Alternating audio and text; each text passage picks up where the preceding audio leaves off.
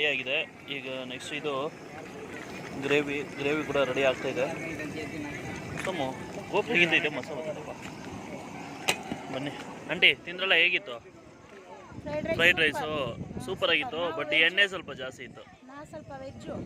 ಇವರು ಸ್ವಲ್ಪ ಅಲ್ಲ ಪೂರ್ತಿ ವೆಜ್ ಅವರು, ಸ್ವಲ್ಪ ಅಲ್ಲ ಪೂರ್ತಿ ವೆಜ್ಜೆ. ಬಟ್ ಏನಂದ್ರೆ ಎಣ್ಣೆ ನೋಡಿ ಹಂಗೆ ಕಾಣಿಸುತ್ತೆ. ಎಣ್ಣೆ ಒಂದು ಸ್ವಲ್ಪ ಜಾಸ್ತಿ ಬಿಟ್ರೆ ಮಸ್ತಾಗಿತ್ತು ತಾನೇ ಆಂಟಿ? ಹೌದು.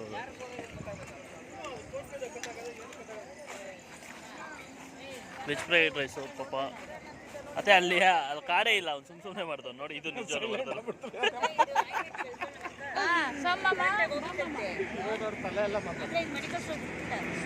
ಹೌದು ಇವ್ರು ಹೇಳ್ತಾರೆ ನಿಜ. ಹೋ ಮಮ್ಮ ವಿಡಿಯೋ ಆನ್ ಮಾಡಿದಾಗೆಲ್ಲ ಏನು ಮಮ್ಮ ತೋರಿಸ್ಯಾ? ಹೋ ತೇರಿಕೆ.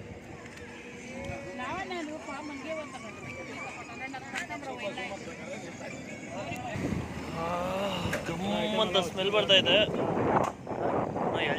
ಹೇಳ್ತೀನಿ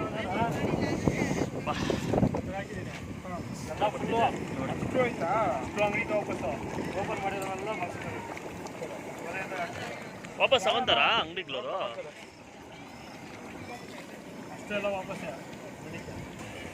ನೋಡಿ ಮುದ್ದೆ ರೆಡಿ ಆಗಿದೆ. ಇಷ್ಟು ಮುದ್ದೆನ ಬರೀ ಇಷ್ಟೇ ಜನ ತಿಂತಾರೆ ಅನ್ಕೊಂಬೇಡಿ, ಇಷ್ಟು ಜನ ಸೇರಿ ತಿಂತಾರೆ. ಇನ್ನೂ ತುಂಬ ಜನ ಆ ಕಡೆ ಇದ್ದಾರೆ.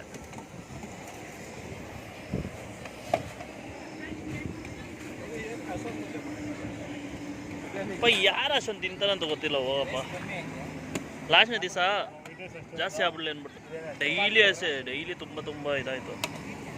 ಆಗ್ಬಿಡಿ ಇರಲಿ ಅಂತ, ರುಚಿಗೆ ತಕ್ಕಷ್ಟು ಅಲ್ಲ, ಸ್ಟೈಲಿಗೆ ತಕ್ಕಷ್ಟು, ಫ್ಲೇವರ್ಸ್ಗೆ ತಕ್ಕಷ್ಟು ಮೀರಿ ಚಲೋ ನೋಡ್ಬಿಡು. ನೋಡ್ದ ಖುಷಿ ಆಗ್ಬಿಟ್ಟಪ್ಪಿ. ಇನ್ನೂ ಬೆಂದಿರಲ್ಲ, ಇನ್ನೊಂದು 5 ಮಿನಿಟ್ಸ್ 10 ಮಿನಿಟ್ಸ್ ವೆಯ್ಟ್ ಮಾಡಬೇಕು. ಬೇಯಿಸ್ಬೇಕು, ಬೇಯಬೇಕು. ನೋಡ್ರೆ ಗೊತ್ತಾಗುತ್ತೆ. ಸ್ವಲ್ಪ ಜಾಸ್ತಿ ಬೆಂದರೂ ಕಡಿಮೆ ಮಾತ್ರ ಬೇಯಕೂಡ್ದು. ಆ್ಯಂಡ್ ಒನ್ ಮೋರ್ ಥಿಂಗ್ ಏನಂದರೆ ಮಸಾಲ ಹಂಗೆ ಇರ್ಬೋದು ನೋಡಿ. ಮಿನಿ ಬಟ್ರು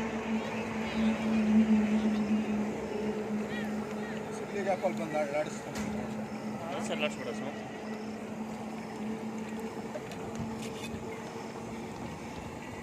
ಏನೋ ಪೇಟ್ ಟೀ ಪಾತ್ರ ತರ್ತಿದ್ದೆ, ಟೀಗೆ ಮಾಡಿಬಿಡ್ತೀಯ ನೀವು? ನೀರಾಗುತ್ತಾ?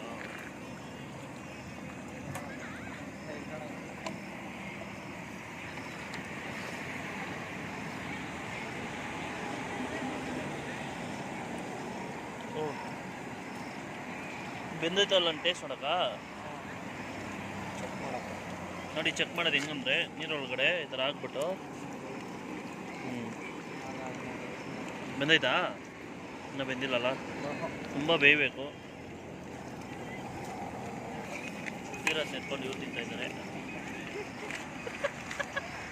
Veg fried rice. ಹೊಟ್ಟೆ ಎಸ್ಕೊಂಬಿಟ್ಟಿದ್ದಾರೆ ಪಾಪ ನೋಡಿ, ಗೊತ್ತಿರೋದು ವೆಜ್ ಫ್ರೈಡ್ ರೈಸ್.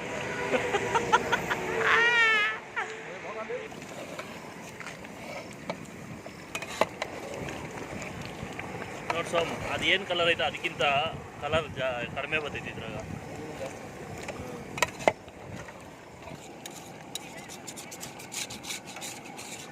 ಗಮ್ಮಂತ ಇದೆ. ಈ ಬಟ್ರಲ್ಲ ಇವರೇ ಬರ್ಕೊಟ್ಟಿರೋದು ಅನ್ಕೊಂಬೇಡಿ, ಇವರಲ್ಲ ಪಾಪ.